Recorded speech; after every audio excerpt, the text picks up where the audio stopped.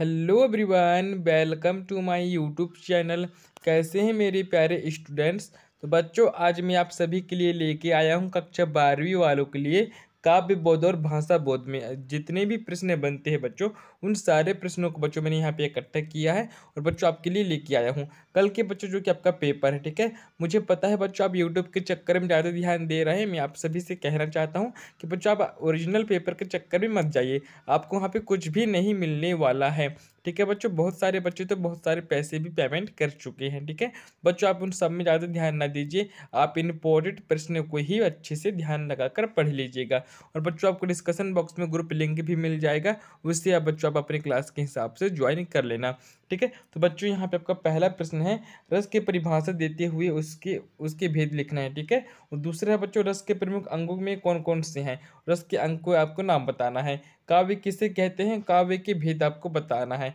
ठीक है, उसके बाद बच्चों आपका है, प्रबंध काव्य और मुक्तक काव्य किसे कहते हैं, दोनों भेद और लक्षणा लिखकर दोनों के बीच में अंतर आपको बताना है। ठीक है, और अब आपका पांचवा प्रश्न है बच्चों, महाकाव्य और खंड काव्य किसे कहते हैं, विशेषताएं लिखिए, दोनों के बीच में अंतर भी लिखना है और दो रचनाओं के नाम भी लिखना है। ठीक है, और छठवां प्रश्न है बच्चों आपका, अलंकार किसे कहते हैं, अलंकार के आपको भेद बताना है।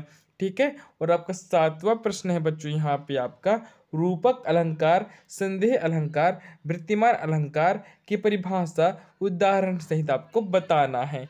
ठीक है बच्चों, उसके बाद बच्चों, शब्द शक्ति किसे कहते हैं, उदाहरण लिखकर और भेदों के उनके नाम बताना है।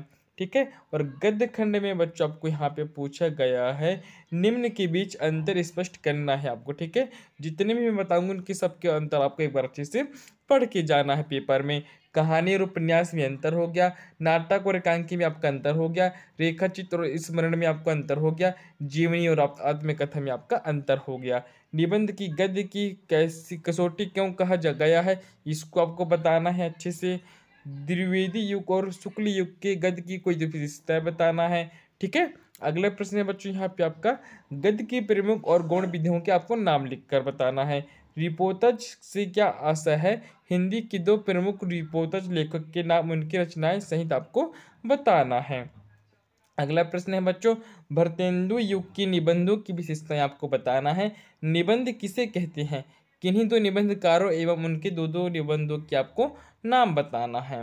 अगला प्रश्न है बच्चों, भक्तिन अपना वास्तविक नाम लोगों से क्यों छुपाती थी, भक्तिन नाम किसने और क्यों दिया गया।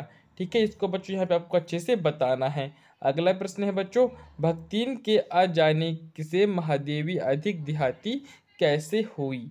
ठीक है, इसको भी बच्चों यहाँ पे आपको अच्छे से बताना है। बाजार का जादू चढ़ने और उतरने पर मनुष्य पर क्या क्या असर पड़ता है। बच्चों, इन सारे प्रश्नों को बच्चों आपको एक बार अच्छे से हल कर लेना है। ठीक है, आपको नए पेपर में जाने से पहले, मुझे पता है बच्चों आप ओरिजिनल पेपर के चक्कर में मत पड़िएगा, वहाँ पे बच्चों आपको कुछ भी नहीं आने वाला है। मैं आपको जो भी इंपॉर्टेंट प्रश्न दे रहा हूँ बच्चों, उन सभी प्रश्नों को बच्चों एक बार अच्छे से आप हल कर लीजिएगा। तो चलिए बच्चों, मिलते हैं अब हम अगले वीडियो में, तब तक के लिए बच्चों जय हिंद, बाय बाय, गुड बाय, वंदे।